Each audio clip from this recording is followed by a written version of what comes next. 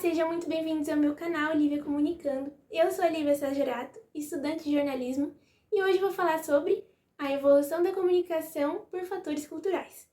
Antes de mais nada, preciso falar que se você ficar até o final do vídeo, você vai conseguir um mapa conceitual com todos os conteúdos e palavras-chave que vão ser abordados aqui no vídeo. Para falar sobre comunicação, eu vou fazer uma breve introdução sobre o tema, explicando o que é a comunicação, quais são os seus tipos, e depois passar pelas eras culturais que ajudaram a formar a comunicação até os tempos de hoje. Afinal, o que é comunicação? Comunicação é a troca de informações entre dois ou mais indivíduos que é influenciada a partir de fatores sociais, pessoais ou culturais. Existem 4 tipos de comunicação. São elas: a verbal, a não verbal, a visual e a escrita. Existem 6 elementos da comunicação criados pelo pensador russo Roman Jakobson. São eles: emissor, receptor, mensagem, canal, código e contexto.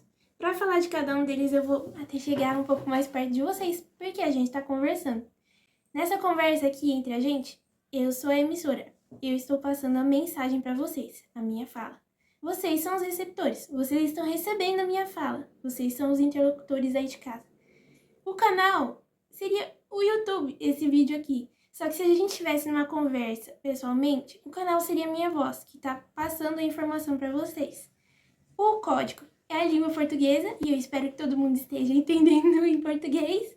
E o contexto seria o tema do meu vídeo, que é sobre a evolução da comunicação. Quando a gente foca em um desses elementos, a gente tem uma função da linguagem diferente. Quando a gente foca, por exemplo, no emissor, a gente tem uma função da linguagem chamada emotiva ou de expressão, que é aquela que fala sobre as emoções, sobre a minha opinião, já que aqui nesse exemplo que eu dei, eu sou a emissora. Quando a gente tem um foco no interlocutor, a gente tem uma função da linguagem chamada apelativa, que é aquela de persuadir quem é que está aí do outro lado. Quando a gente tem a baseada na mensagem, a gente tem a função da linguagem que se chama poética. Quando a gente foca no canal, a gente tem a de contato ou a fática. E quando a gente tem, por fim, a focada no código, a gente tem uma função de metalinguagem. Mas eu só falei tudo isso a nível de curiosidade. Quem quiser ver mais conteúdos, tem aí depois um mapa para vocês darem uma olhadinha. Apesar de ter falado que foi a nível de curiosidade, falar sobre linguagem e comunicação tem total relação, assim como a cultura com a comunicação. Vamos chegar em partes. A relação da linguagem com a comunicação é de que a linguagem é o sistema pelo qual a gente consegue compreender a comunicação. E a cultura é o conjunto de hábitos, de crenças que a gente tem, que são capazes de formar as palavras, gestos e comportamentos que colaboram para a comunicação. E é por isso que agora, finalmente, vamos chegar na parte das eras culturais, que formam toda a história da comunicação. E esse estudo vai ser baseado num livro, Cultura e Artes do Pós-Humano, de Lúcia Santaella. A primeira era cultural é a da oralidade, que surgiu por volta de 50 mil anos atrás, ou meio milhão de anos atrás, não se sabe muito bem, os cientistas ainda não conseguiram uma data exata e por isso que a gente vai deixar aqui como primórdios da humanidade. Bom, a oralidade é caracterizada por contar histórias, por narrativas e mitos que moldaram as civilizações antigas e que, passadas de geração para geração, conseguem construir não só uma questão moral para as pessoas, como também uma criação de mundo. Você consegue contar o mundo a partir de histórias e compreender ele também, porque fica muito difícil também compreender o mundo a partir de estatística e um monte de número, né? É muito mais fácil com uma história cativante para compreender melhor esse nosso universo. A segunda era cultural que contribui para a formação da comunicação é a escrita. A escrita surgiu há 3.500 anos antes de Cristo na Mesopotâmia, a partir dos povos sumérios, que escreviam na argila com a técnica cuneiforme, que era em forma de cones. E essa foi a mesma época, inclusive, que surgiram os hieróglifos egípcios, que também era uma outra forma de escrita. Bom, a escrita é muito importante porque ela contribui para a preservação e transmissão do pensamento que antes era apenas falado, que agora estava ali para todo mundo ver escrito por vários anos. A terceira era cultural é a da imprensa, que surgiu no século XV, em 1440.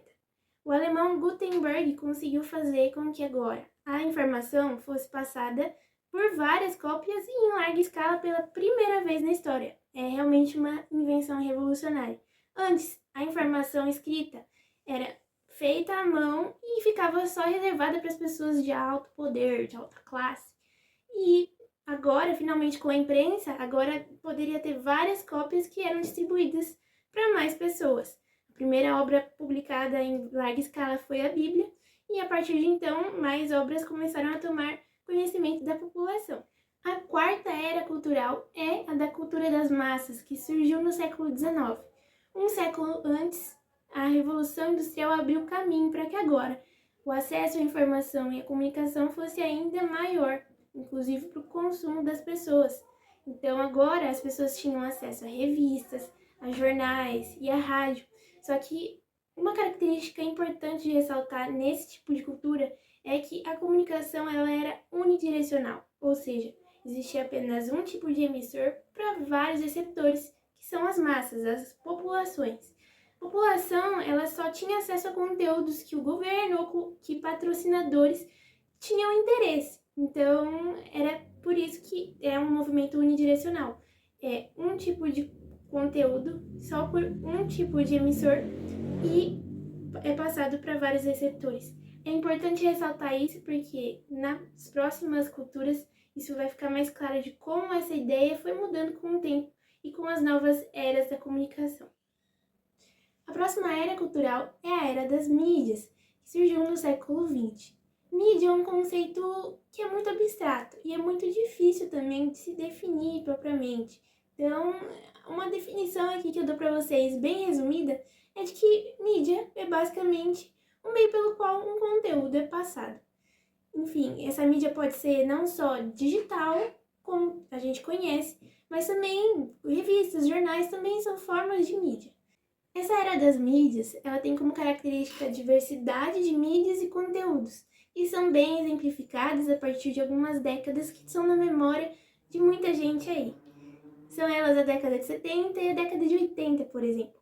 A década de 70 tem como característica a televisão em cores, os videogames e as videocassetes, que agora possibilitaram que as comunicações, essas novas tecnologias, fossem armazenadas nas casas das pessoas, as pessoas tivessem a posse material desse tipo de tecnologia. Além disso, na década de 80, as pessoas agora tinham videogames mais sofisticados, tinham Walkman e também tinham agora o computador pessoal, onde elas criaram as primeiras comunidades online. Essas últimas 2 décadas, não sei se vocês perceberam, mas elas deram uma virada de chave nessa história, porque agora, aos poucos, a gente conseguia passar por uma transição. As pessoas finalmente estavam conseguindo participar mais, ter mais acesso a conteúdos diferentes, personalizar esses conteúdos, que foi bem possível e consolidado na década de 90, que agora sim entra a última era cultural, a era digital. A década de 90 possibilitou o acesso à internet para mais pessoas. As redes sociais tomaram força e possibilitaram a globalização, a maior conexão entre pessoas e a maior cultura participativa, que agora as pessoas poderiam participar do jeito que elas quisessem. Elas não eram mais só receptores, como era a época das massas. Agora elas também poderiam ser os próprios emissores, elas escolherem o que elas querem produzir de conteúdo e o que elas querem assistir de conteúdo. E isso ainda toma mais força nos anos 2000, onde as redes sociais, o Twitter, o YouTube que a gente conhece, que foram mudando ao longo do tempo, possibilitaram esse novo cenário global para as pessoas de interação. Esse maior fluxo e personalização de conteúdo é chamado de convergência das mídias. A cultura da convergência não é criada necessariamente por causa das junções tecnológicas, dos aparelhos eletrônicos criados nessas décadas. Agora, o que faz a convergência, o que faz essa interação entre as pessoas são as próprias pessoas, os usuários que decidem como esse tipo de junção tecnológica, de aparelho tecnológico, vai ser usado. Além disso, a convergência também aborda outros temas dentro dela, não só a cultura da participativa, mas também agora a inteligência coletiva. Esse novo ambiente de globalização E a nova era da comunicação possibilitou que a gente não guarde os nossos conhecimentos só dentro da nossa cabeça. A gente agora consegue compartilhar com as outras pessoas. Porque também é inviável uma pessoa saber tudo sobre o mundo.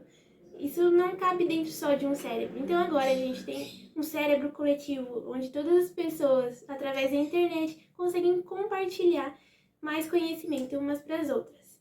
Todos esses termos que eu falei aqui, a inteligência coletiva, a convergência e a cultura participativa, são termos dentro do livro Cultura da Convergência, de Henry Jenkins. É isso, chegamos ao fim de todas as eras culturais que ajudaram na evolução da comunicação.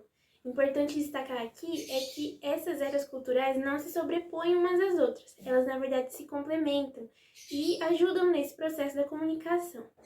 Comunicação é importante porque sem ela a gente teria mundos separados e isolados dentro de um planeta só.